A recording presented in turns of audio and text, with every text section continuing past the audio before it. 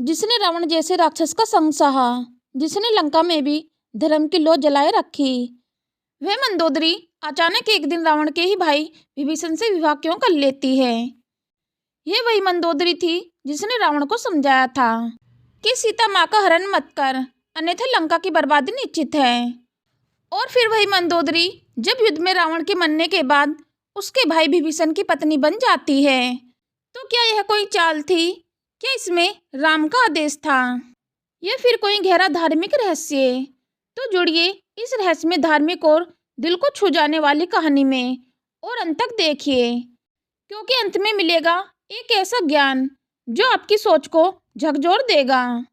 जब पूरी लंका जलकर राख हो गई थी, जब रावण का शव युद्ध भूमि में पड़ा था और आकाश में देवताओं के नगाड़े बज रहे थे, तब एक स्त्री खामोशी में बैठी थी। उसकी आंखों में आंसू नहीं थे, लेकिन उसकी आत्मा चिल्ला रही थी। वह थी मंदोदरी। बहुत कम लोग जानते हैं कि मंदोदरी रावण की रानी तो थी, लेकिन मन से वह राक्षसी नहीं थी। वह मायासुर की बेटी थी, जिसने शिव की तपस्या करके अद्भुत तेज, ज्ञान और धर्म का वरदान पाया था। मंदोदरी एक बार तपस्या कर रही थी, तभी रावण की नजर उस पर पड़ी। रावण ने मायासुर से विवाह की इच्छा जताई। मायासुर रावण की ताकत और लंका की समृद्धि देखकर मान गया, लेकिन मंदोदरी ने तभी से मन में एक बात ठान ली थी, अगर रावण अधर्म की ओर जाएगा तो मैं उसकी पत्नी होते हुए भी उसका साथ नहीं दूंगी। जब रावण ने सीता का हरण किया, मंदोदरी ने उसे बहुत समझाया, स्वामी, एक पराई स्त्री को बलपूर्वक लाना, महल में रखना आपकी वीरता नहीं, आपका पतन है। राम कोई साधारण पुरुष नहीं, वह सव्य धर्म है। उनसे बैर करना मतलब लंका को दांव पर लगाना है। लेकिन रावण नहीं माना।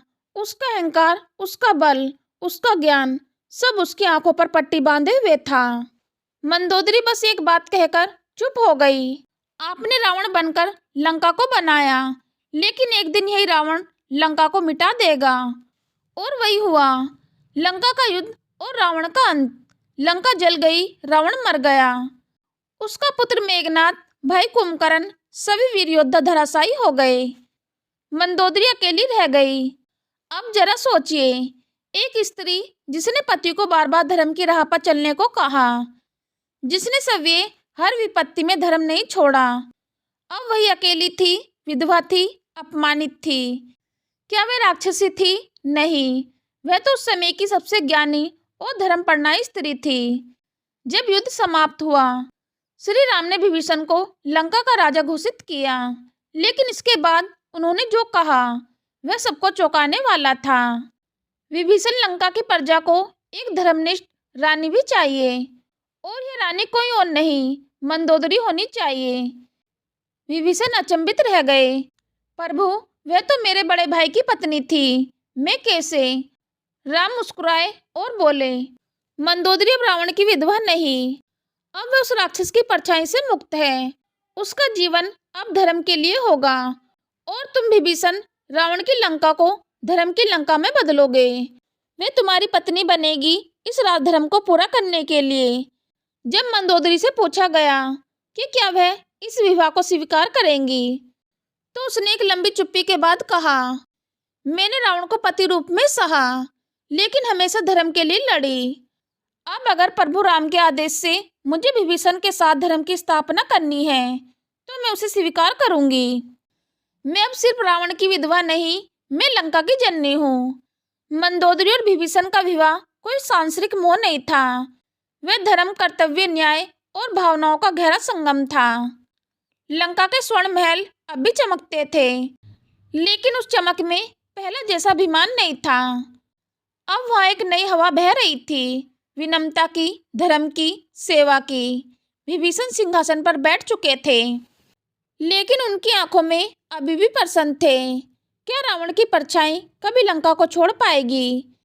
क्या प्रजा मुझे रावण के भाई के रूप में देखेगी या एक धर्मनिष्ठ राजा के रूप में? तभी दरबार में प्रवेश हुआ मंदोदरी का।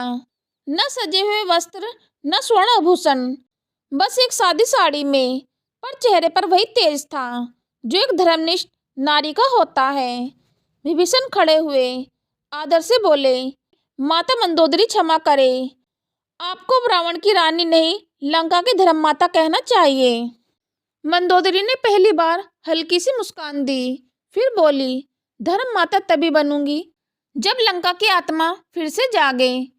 विभीषण, यह मेरा भी उतना ही दायित्व है जितना तुम्हारा, और अगर धर्म के यज्ञ में मुझे तुम्हारी अर्धांगिनी बनकर सहभागी होना पड़े तो मैं तैयार हूँ। विभीषण ने सिर झुका दिया। दोनों समझ गए यह विवाह नहीं धर्म का यज्ञ था। साधारण वेश में बिना किसी शोर शराबे के प्रभु श्री राम की उपस्थिति में मंदोदरी और विभीषण का विवाह हुआ। राम ने कहा, लंका अब अधर्म की नहीं धर्म की राजधानी बनेगी और इस परिवर्तन की शुरुआत तुम दोनों से होगी। विवाह के बाद मंदोदरी ने अपने हर आभूषण त्याग दिए, रावण की रानी होने का अभिमान छोड़ दिया। अब वह हर सुबह प्रजा के बीच होती, महिलाओं की समस्याएं सुनती, गरीबों की मदद करती और सबसे बड़ी बात, लंका की स्त्रियों को धर्म मर्यादा और आत्मसम्मान का पाठ पढ़ाती। कई स्त्रियों ने उनसे पूछा, रानी क्या आपको दुख नहीं होता जब लोग कहते हैं आप रावण की विधवा थी? मंदोदरी बस मुस्कुराकर कहती, रावण मेरा अतीत था, लेकिन मेरा वर्तमान और भविष्य धर्म है और धर्म के लिए जो बीत गया उसे छोड़ना ही पड़ेगा। विभीषण एक धर्मप्रिय राजा थे, लेकिन राजनीति समझना उन्हें नहीं आता था। तब मंदोदरी ने अपनी बुद्धि से उन्हें हर बार मदद की। जब लंका में कुछ लोग बगावत करने लगे, यह कहकर कि रावण जैसा वीर राजा दोबारा नहीं मिलेगा, तब मंदोदरी थी जिसने सभा में खड़े होकर कहा, रावण वीर था पर अधर्मी भी, और वीरता अगर अधर्म से जुड़ जाए तो वह केवल विनाश लाती है। अब समय है धर्म की वीरता का और वह विभीषण में है। सभा में सन्नाटा छा गया और मंदोदरी के इन शब्दों ने विभीषण के शासन को स्थिर कर दिया। अब आती है असली बात, तो क्या मंदोदरी ने प्रेम से विवाह किया तो नहीं, उसने कर्तव्य, धर्म और न्याय के लिए हर कदम उठाया। उसने अपने जीवन का दुख, अपनी पहचान का कलंक और अपने अतीत की परछाइयों को एक ओर रख दिया, ताकि आने वाली पीढ़ी को यह सीख मिल सके। समय बीता पर यादें नहीं, लंका फिर से बस चुकी थी। राजमहल में चहल पहल थी, लेकिन मंदोदरी के जीवन में कभी वैसी रौनक नहीं लौटी। वह सुबह उठती, प्रातःकालीन यज्ञ करती और फिर निकल पड़ती राजमहल से बाहर सीधे प्रजा के बीच। कोई अनाथ बच्चा दिखता तो उसका सिर सहलाकर कहती, तू रावण का नहीं धर्म का पुत्र है। कोई विधवा रोती हुई दिखती तो वह उसका हाथ पकड़कर कहती, मैं भी विधवा थी, पर धर्म की शक्ति ने मुझे फिर से खड़ा किया। तू भी उठ, संसार तुझे तेरे आंसू से नहीं तेरे कर्मों से पहचानेगा। विवाह से पहले रावण के कई पुत्र थे, मेघनाद, अतिकाय, अक्षय कुमार, इनके छोटे छोटे बच्चे भी थे। एक दिन सभा में सवाल उठा, इन बच्चों का क्या होगा? क्या इन्हें भी राक्षसी परंपरा में बड़ा किया जाएगा? मंदोदरी खड़ी हुई और बोल पड़ी, नहीं, अब यह रावण की संतानें नहीं, ये धर्म की संतानें हैं। मैं इनकी माता बनूंगी। उस दिन से मंदोदरी ने उन बच्चों को अपनी गोद में लेकर पालना शुरू किया।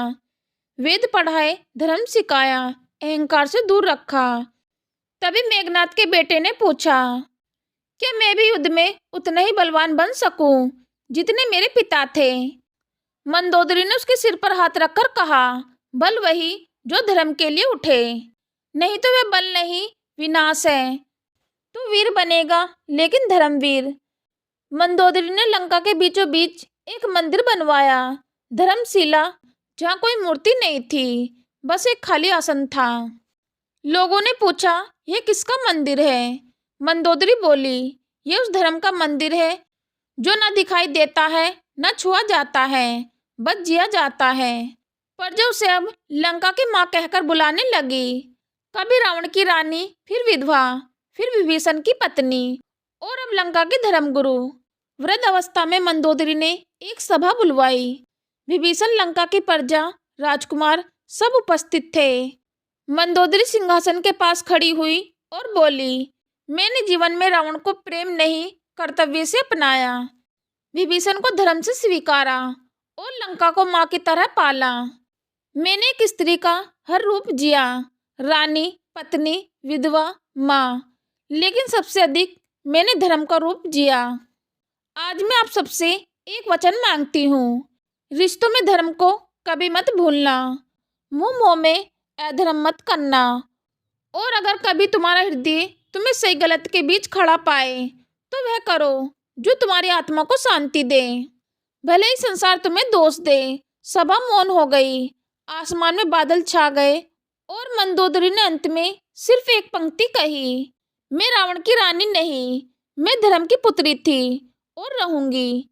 इसके बाद मंदोदरी ध्यान मुद्रा में बैठ गई और कुछ ही क्षणों में उसकी आत्मा परम शांति में विलीन हो गई।